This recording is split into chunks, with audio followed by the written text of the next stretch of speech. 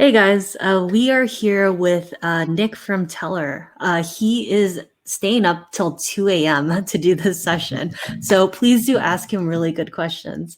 So he'll be doing a talk around settlement prices, finality, and fallbacks, best practices for using price feed oracles. And can you guys confirm that you can hear him in the chat once he starts talking? Hey everyone.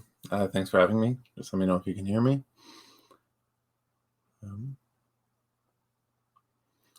All right, test. All right, we got one yes. All right, thanks, and I will give it my best. So, hey everyone. My name is Nicholas Fett. I am the CTO of Tellor, and we are an Oracle on Ethereum. So if you guys actually didn't hear, I actually had another talk earlier. So I talk about oracles kind of in the DeFi landscape and basically how decentralized they actually are. That was DeFi discussions number 17. Hopefully you guys go look at that, and quick shameless self-plug here. So I'm actually not going to talk really about Tellor as an oracle in this talk. But if you guys need an oracle in your project or you haven't heard of us, head on over to www.tellor.io and give us a look. So what I'm going to talk about today are just how to use oracles and some of what the best things we can do to make sure that they stay secure. For those that don't actually know what an oracle is, this will be kind of how we start. Oracles are ways for blockchains to access off-chain information. So you had originally, just before there was any blockchains, you just had databases. And the question was, how do you come to consensus on data? And we know that the answer to this is, Bitcoin and the blockchain. But the problem there is that you can only come to agreement on those certain pre-specified fields. So in Bitcoin's case, who sent who to what? And in Ethereum's case, it's, processing EVM language. But what if you want access to something that isn't sort of pre-specified there? And that's where oracles come in. So, the big use case here for DeFi, which is why we're all here, derivative contracts, for instance. If you want to say, make a contract that bets on the price of Bitcoin, you need access to the price of Bitcoin from some exchange or some other piece. And that's what we'll talk about. How you get it, the way is different because there isn't that pre-specified way to get that information. So you actually have to have the consensus layer on chain, namely who's allowed to say what the price of Bitcoin is and how you're supposed to validate whether or not it's correct. And that's what I'm going to talk about here. So why you guys should kind of care about this. So you're really just as strong as your weakest point. So with all of DeFi, we rely on these oracles. So namely to get like a price of ETH US dollar or a settlement price for your derivative. And a lot of the times, what you'll see, we've seen a lot of hacks over, say, the past year or even longer in DeFi. And it actually isn't a problem necessarily with oracles. There are some problems with the actual oracle method being hacked or them being malicious, but the bigger problem is actually just on the design of these protocols and how they actually use oracles. So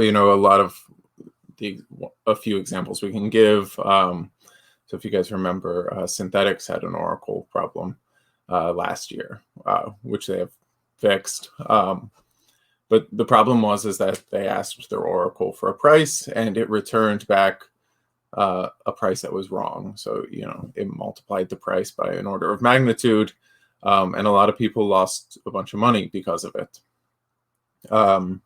Other problems you saw, so this more recent Black Thursday, a lot of oracles basically just shut down because of the high gas prices.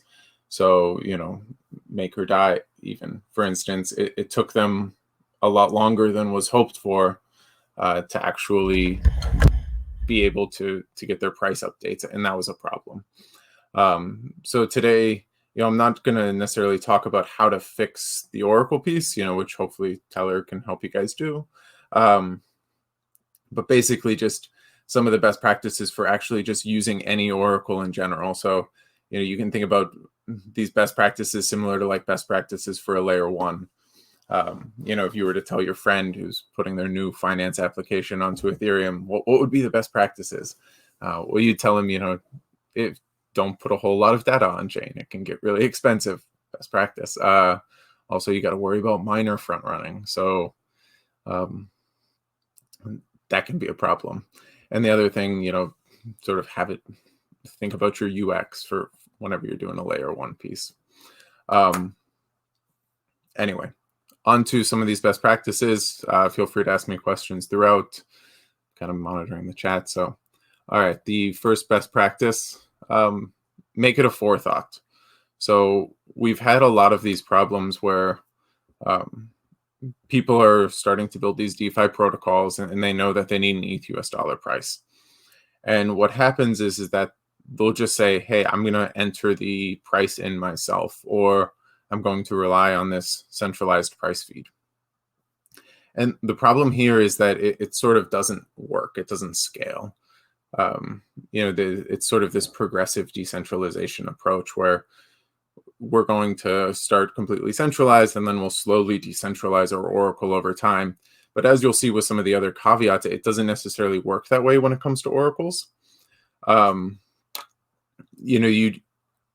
problem is that Oracles, it's sort of different than a lot of things. There's edge cases involved, similar to, if you're going to be using a Ethereum as your backend. You wouldn't say, well, we'll just start with a centralized server and we'll move pieces there over time, because your whole protocol is basically going to have to change. You probably don't have a whole lot until you solve that crucial Oracle problem. And I think that's what we're sort of seeing. You see a lot of protocols who start with this, and then they realize that, okay, Oracles aren't very fast. There may be edge cases that we have to handle.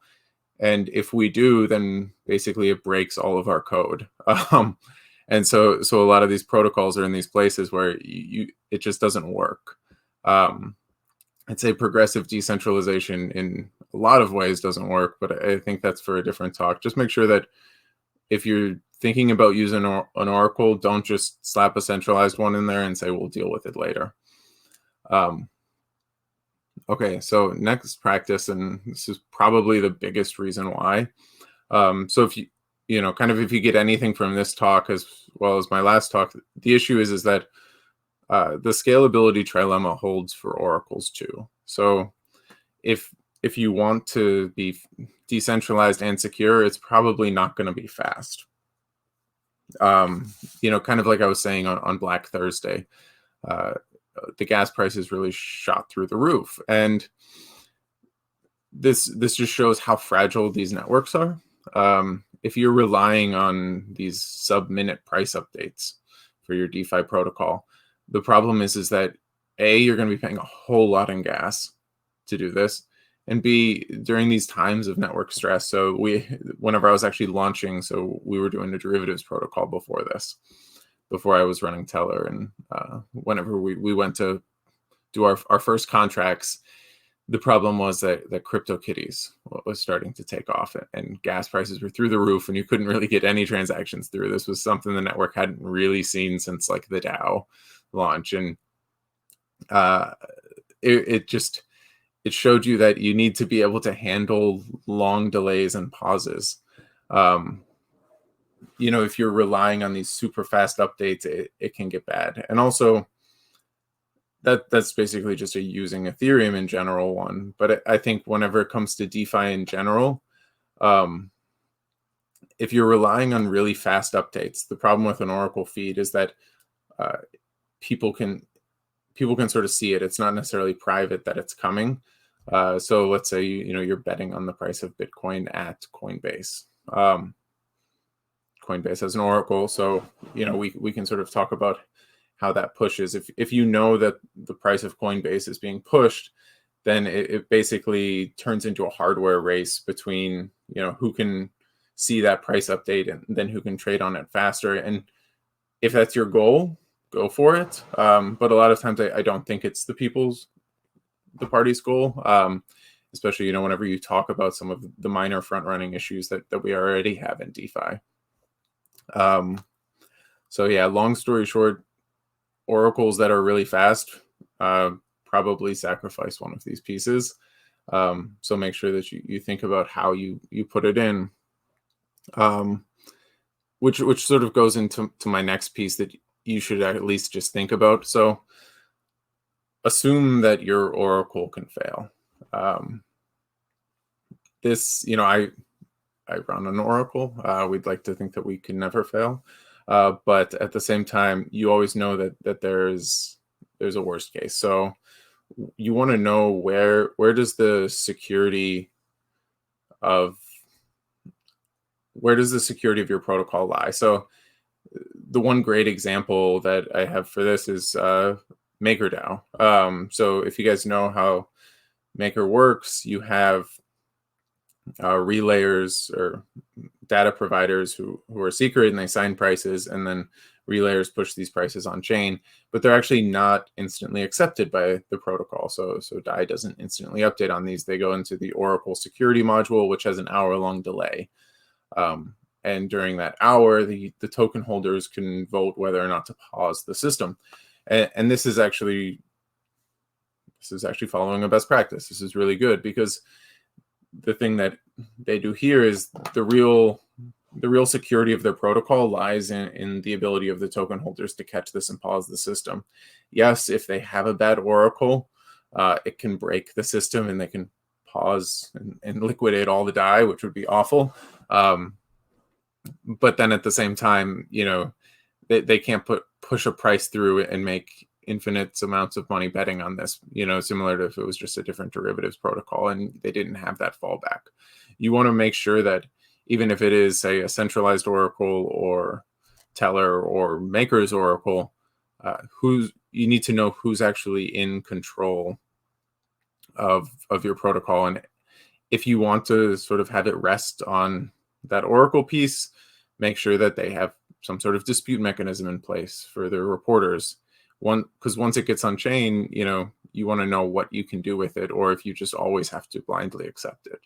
And that's something a lot of people sometimes fail. They think, well, we'll just handle making sure that the oracle piece gets better, but actually just working on chain to say, hey, we have a fallback in place. So, you could say we're using a centralized oracle, such as, just myself, I'm entering the price, but then anybody can come in and they can say, hey, he lied there. We're going to pay a fee and kick it off to Tellor and pause for a minute, which is also why, for all of these fallbacks or best practices to take place, you need to follow best practice number 2, which was don't rely on fast oracles. Make sure that you have some sort of delay, some sort of ability to actually look at it. So next best practice, know the cost to break your oracle. This one gets a little bit hairy, but most of these DeFi applications, there's a pretty easy to recognize amount that's in them. So, let's say there's $100 million in your derivatives protocol. That if your oracle can only secure $5 million, it's probably not very secure. It's pretty easy there. Most of these things tend to be sort of market-based, at least the decentralized oracles. So, Augur is a great example. That, if your derivative is settling to an Augur market, you can pretty easily measure how much it's going to cost for somebody to throw this. So you want to make sure that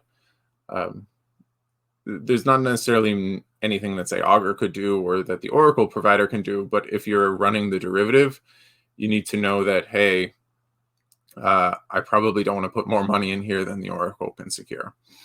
The harder ones are these more reputation-based systems. So a lot of the oracles in the space, probably the vast majority, simply rely on reputation. So this is like, say the reputation of Chainlink or the reputation of now Coinbase. This is very similar to actually just traditional finance. So, you know, to get a price set, you're relying on the reputation of IHS Markit, or you're relying on the reputation of, say, JP Morgan or Bank of America. And the problem here is that, can you actually trust them? That's one thing. So they could always just lie and throw your entire protocol, you know, throw their reputation to the wind. But I think the more nuanced piece there is, how much can they get away with? You know, for instance, if you saw like the LIBOR scandal, the issue with the LIBOR scandal, it was a consortium of 12 banks who got to set basically this interest rate that all of the swaps and derivatives contracts would settle to. But all the guys who were setting it would have lunch together, and they would chat about it on a day-to-day basis. And so, you know, they weren't necessarily manipulating it and throwing the whole thing and making a bunch of money. They were just shaving 1% off here and there, or a small amount. And those are some of the more devious ways that these reputation-based oracles can mess with your system. So it's not necessarily even that there's a cost to just completely break it. It's, you know, what's the cost for them to collude? How much money do they have to be making on this in order for them to break it? And how do you handle that as a protocol is probably a bigger difference. So, okay, so, and now on to kind of the last best practice. It's just your settlement price in these. So it's really awful. So before this, I actually worked at the CFTC, so the federal regulator here in the US for derivatives. And for traditional finance, there's best practices, and you actually have to get it approved. If you're going to be using a certain price or settlement procedure for a derivatives project, you have to go actually get the new product approved by the CFTC. So you have a whole bunch of research economists and financial lawyers looking at it and making sure that it's up to par. But that's not so in DeFi. You know, a lot of times what people do is they'll just say, hey, we're going to use the last traded price. We're going to use the Uniswap price as our oracle. And this is awful. Don't ever use, you know, something that is so easily manipulated. Similar to in the last one, knowing the cost to break your oracle. Whales are out there, and if you don't have a whole lot of liquidity in some of these markets, they can throw it. You know, even Coinbase, you know, Coinbase has this oracle now. You just have to be really careful, because even the liquidity on Coinbase, how much would it cost to move it to a point that you make money on a derivatives product that has, you know, the price settling? And I think this is a bigger discussion we need to have as a space about oracles. You know, there's a big difference in what price you're actually settling to. So the price that you ask from an oracle, you can ask for the price of Bitcoin US dollar, or you can ask for the price of Bitcoin US dollar at Coinbase. The other thing you can do is, you know, you can have a settlement window. Say, I want the price of Bitcoin US dollar at 4 p.m. Eastern time every day. Then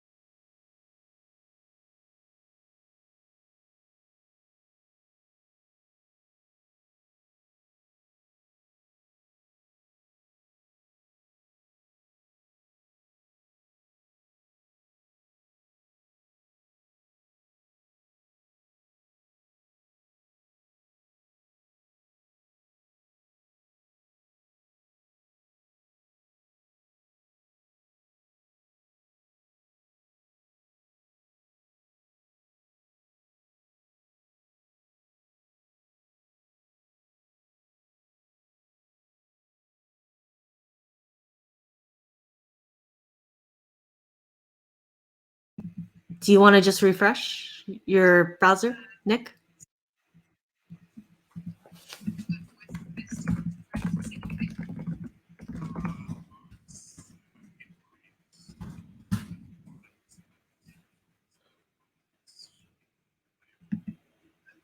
All right.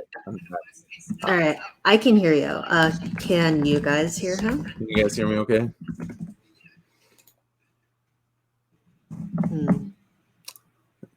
It's just you and me here. No, there's more humans. Everyone's just really sleepy, I think. Sure. Okay, we got one wave, so that's good. All right, cool. All right, I can continue. So yeah, I was just continuing to talk about settlement prices here. So the big issue with settlement prices, make sure that you have a robust mechanism in place. So we're starting to put end of day prices on chain, volume weighted, time weighted.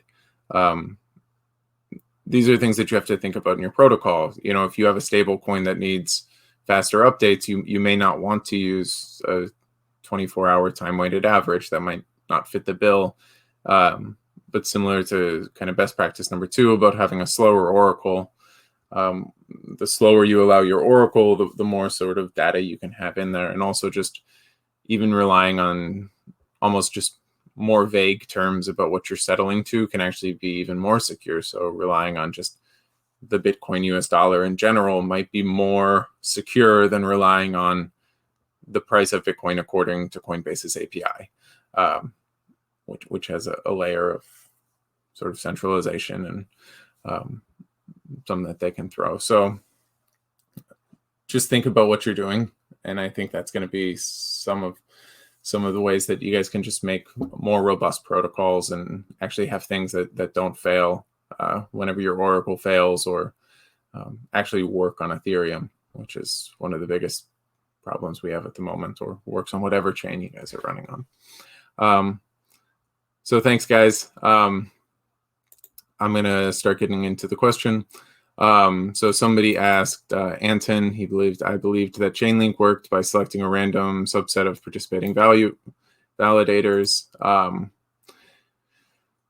Can you talk about how Tellor framework works compared to Chainlink? And yeah, so I think Chainlink is, this was actually my previous discussion. If you haven't seen it, I talk about all of the different oracles in the DeFi space, and basically all of DeFi is running on about 2 oracles, Maker's Oracle and Chainlink's Oracle, give or take.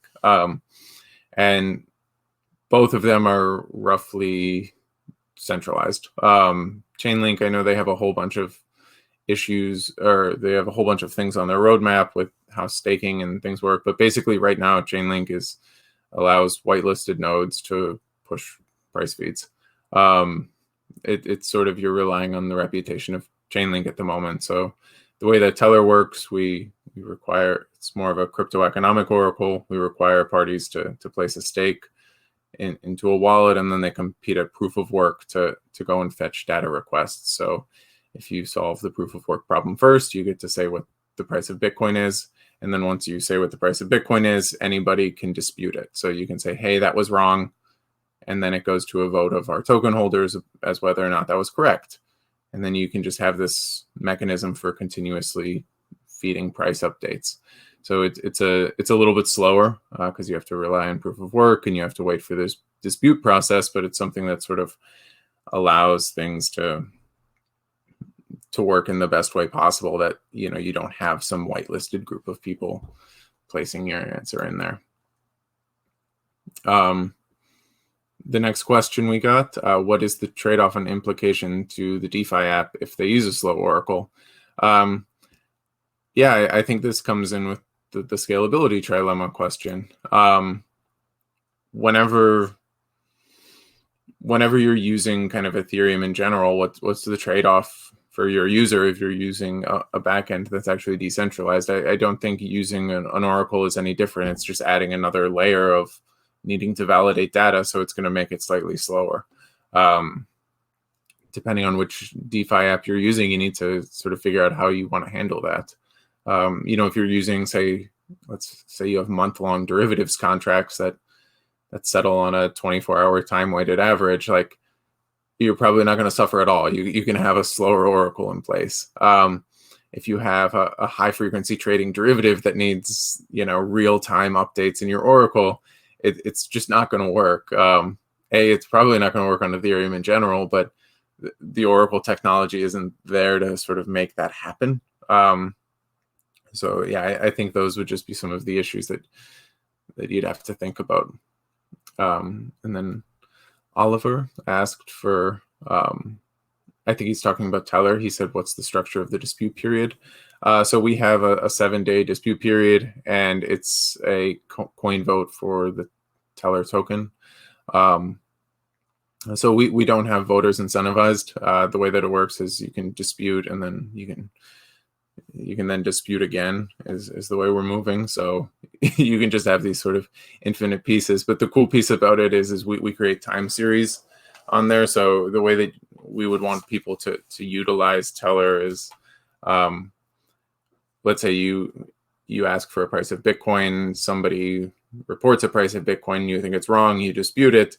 You don't wait for that dispute to go through. You can just ask again and then get an update, 10 minutes later, say, and then you just use that price. So you don't wait for the 7-day vote to say whether or not that was a good price. You just use the next price. So that's kind of how it's a little bit different. Jay Leon wrote, Witnet allows Ethereum dApp to request Oracle data from Witnet node. Okay. Yeah, so I like Witnet. I think a lot of the big issue with Witnet at the moment is Witnet's not live. So hopefully that can work. Somebody asked, can Tellor work with very fast blockchains like Solana? Yeah, I think you would just have to. So we have a way to port Tellor over to other chains. The issue, obviously, you can do some tweaks if the blockchain can handle a lot more. But yeah, I think it's just sort of how you validate different pieces. If you have things that can handle a lot more data on chain and can handle a lot more throughput, you can build things differently. We built ours. We were originally building a derivatives protocol on Ethereum, and we needed an Oracle, so we built it for that. So it's sort of hand built for Ethereum, but it can definitely work with other chains. And I think there's, one of the issues that we were trying to solve with Tellor, whenever we were looking at the space, a lot of oracles, they were trying to create the ability for like any smart contract to query any off-chain data, or you can just pass random bytecodes for bridging chains, and all this sounds great, but the technology isn't there, so it's just this giant research problem. Because if you solve instantly being able to query any random off-chain data, then you solve scaling. You solve the ability to connect blockchains and perfectly pass information back and forth, which, it's a big problem at the moment. And the other piece was that just what does the space actually need right now? We recognize the space, if you just had like a price of Bitcoin once a day, it would be such a benefit to the space. Like even if it was way slower than Tellor, there's just things that we didn't have, and even just building them in a proper way that work and getting them on chain can just have benefits. And I think if we just build some of those, that'll make more sense. Anyway, next question from Oliver. If your app ignores disputed prices, you would risk a censorship attack, repeatedly disputing prices. Yeah, so this is the way that you could censor it. And I think the problem with, there's always a cost. This goes into the best practice. There's always a cost to break. So, how much does it cost to break Tellor? You can run those numbers. I think the cost to sort of censor Tellor is relatively high, even at the moment, just because disputing is expensive even on Tellor. So you would only want to do so if you were very sure that it was wrong. So you'd have to pay a whole bunch of tokens in order to dispute it. So, but like I said, you would want to know how much it costs. You'd want to have best practices as far as fallbacks in place. Yeah, I think you always want to take into account how much it costs to censor these things, how much it costs to delay them versus completely break them. There's different edge cases, and depending on your dApp and how fast you need it. Yeah, I don't have a perfect answer unless I had multiple things. So So I just hit a half hour. Do we have any few more questions? I think, we've actually been live on Ethereum since August 1st. And yeah, so definitely go give us a look at Tellor.io, and hopefully you guys can give us some good feedback continuously. So cool. Thanks so much, Nick. Do you want to drop in a link to Docs or to your website? I'll drop in a link to the website since I Okay. Docs one up. So yeah, thanks everyone. It was a great talk, and thanks Astin for having me again. Yeah, no worries. Thanks so much for staying up so late. All right, we're going to transition to the next session right now. All right.